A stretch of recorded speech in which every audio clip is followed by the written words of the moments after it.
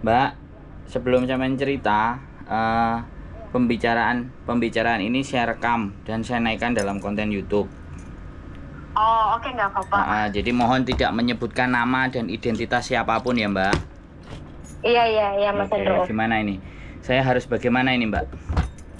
Iya, saya mau minta solusi. Ceritanya, ini rentenir dulu kan aku pinjam ke rentenir pakai Kopi Data. Terus kan tadinya sih selama 5 bulan aku story, aku ngangsur bunganya aja. Terus sekarang kan udah 1 tahun. Terus rentenirnya kan sama aku diajak ketemuan besok minggu katanya di rumah. Dianya bilang kayak gitu. Sayanya di rumah Mbak, nggak bisa ketemuan. Terus ini rentenirnya sampai katanya yang mau datangin ke rumahku. Aku bilang kan aku masih tanggung jawab, Bu. Kecuali aku nggak tanggung jawab, sampean kalau sekarang ini kesini aja ke tempatku. Dia bilang di Indo gitu, Mas Andro. Terus ini TNI-nya katanya yang ditugasin sama dia. Tadi juga udah 1 mingguan lah telepon ke saya katanya, aku mau ke rumah kamu katanya.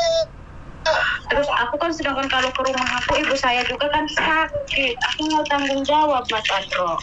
Utangnya dulu cuma 3.000, terus dia total katanya suruh bayar 13.000. Aku kan punyanya 10.000 sekarang. Sampean di Indonesia apa di Hong Kong ini? Aku di Hong Kong, orang itunya rentenirnya katanya di Indonesia. Ya. Terus?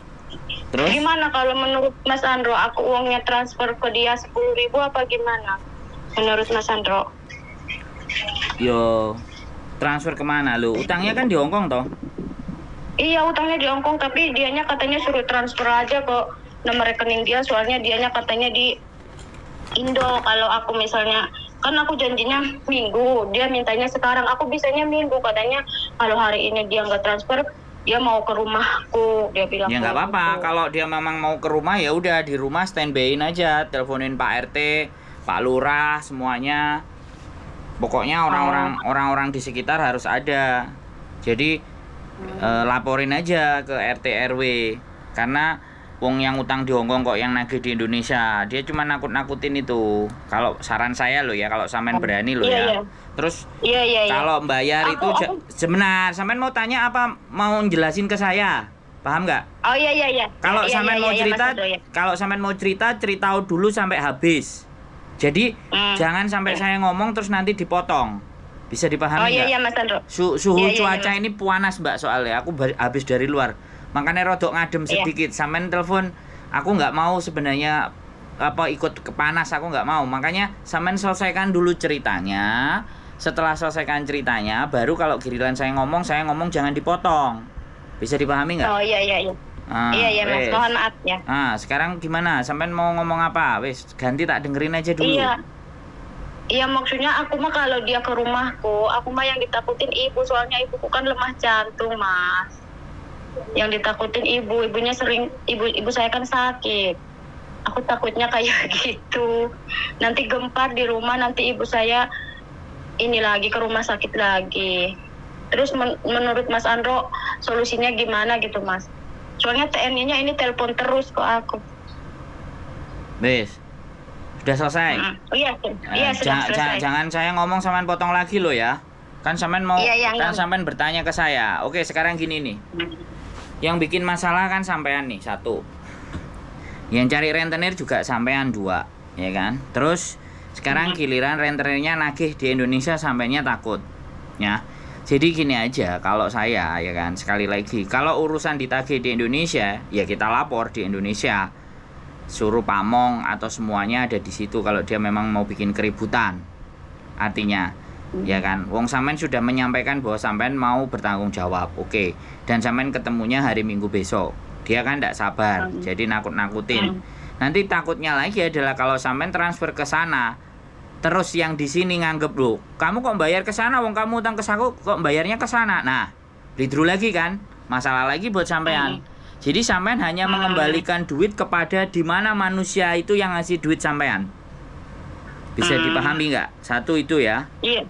1 itu. Jadi kalau dia mau datang ke rumah, ngancam-ngancam ke rumah, telepon dia, SMS dia, screenshot. Jadikan itu bukti. Itu sudah namanya pengancaman itu sudah namanya intimidasi, itu dilarang di Indonesia Raya. Saya nggak mau nyebut, walaupun dia pejabat, walaupun dia ya apapun yang tadi sampean sebutkan, semuanya tidak ada hak untuk mengadili, untuk merampas, untuk mengintimidasi, apalagi mengancam. Nah, saya nggak tahu di kondisi di rumah sampean ada adiknya nggak, ada tetangganya nggak, ada saudaranya nggak yang tinggal sama ibu gitu loh. Gitu loh. Kalau ada tetangganya, ada saudaranya yang tinggal sama ibu, ya suruh saudaranya aja ketika ada tamu, nggak usah ibunya yang datang. Atau sambil ngomong sama Pak RT, buktinya apa, saya diancam begini, padahal kakak saya misalnya atau saudara saya yang di Hongkong mau bayar, tapi dianya mau ngancam yang begini. Nah, ngomong sama perangkat desa yang deket-deket situ. Makanya inilah gunanya kalau kita ibaratnya di luar negeri, jangan sampai lupa juga bertetangga dengan kiri dan kanan. Tujuannya nih kayak gini nih, kalau ada masalah di rumah sampean nggak bingung, bisa dipahami nggak? Iya bisa Mas. Atau ya, lapor Mas. ke polsek setempat ya.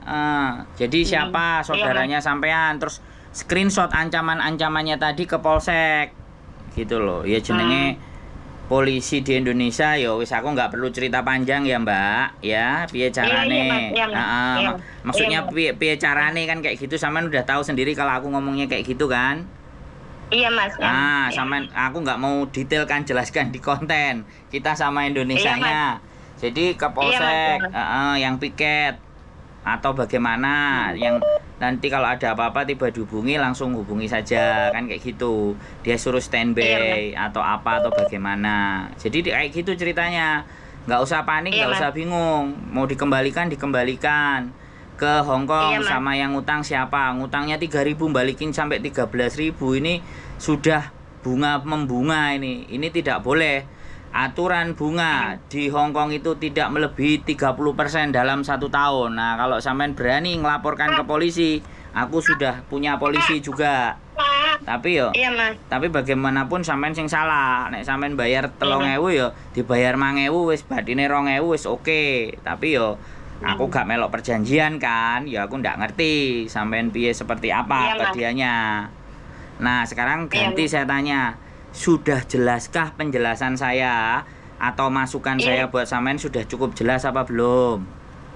Iya jelas Mas, makasih ya Mas. Wis gak bingung meneh kan?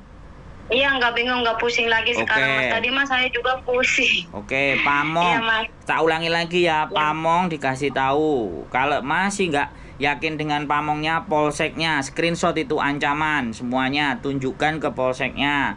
Suruh saudara sampean atau siapa yang lapor biar gak ganggu dan gak ngusik ibu sampean. Kan kayak gitu ceritanya. Oke. Iya, Mas. Terus kalau di Hongkong nanti mau bayar ke rentenirnya, temuin orangnya, fotoin, dokumentasikan, minta resit pembayaran semua. Ya, jangan sampai nanti sampean diuber-uber lagi, sampean duwe masalah dengan gara-gara kita percaya begitu aja, tambah masalah maneh. Kan kayak gitu. Bisa dipahami? Iya, Mas. Kok gak enak yo sing rentenir nagih karo aku, kok heran aku nek nagih karo aku langsung tak was-was gitu loh. Kok selalunya sama teman-teman nagih, aku heran. Aku teman-teman juga apa yo ngutang karo rentenir ya susah. Hah? Iya Mas. Oke? Ya dulu juga aku juga salah dulu ya. Pertama aku orangnya nggak tahu ini temennya, ini malah temennya kabur, ya nggak apa-apa, aku udah tanggung jawab, berusaha 5 bulan udah aku bayar. Ya makasih ya Mas. Itu jebakan semuanya, tapi ya wes hati-hati ya. Sekali lagi hati-hati semuanya ya. Oke? Iya Mas, makasih ya Mas. Yes, sehat selalu. Waalaikumsalam warahmatullahi wabarakatuh. Oke, buat teman-teman semuanya, rentenir lagi. Aduh, sampai kapan nih rentenir selesai? Please tolonglah buat teman-teman, kalau mau pinjem duit pikir-pikir lagi. Kalau butuh pikir-pikir lagi. Makanya kalau ada sisa uang ya jangan dikirim ke Indonesia semuanya. Disimpan di Hongkong, kalau perlu belikan emas. Kalau perlu yang batangan yang cukup. Jadi kalau misalnya butuh-butuh itu masih didol aja sampai utang. Ampun, wis sehat selalu buat kalian. Tetap semangat, berjuang, kerja keras, keep stay tune my YouTube channel and see you next video. Bye bye.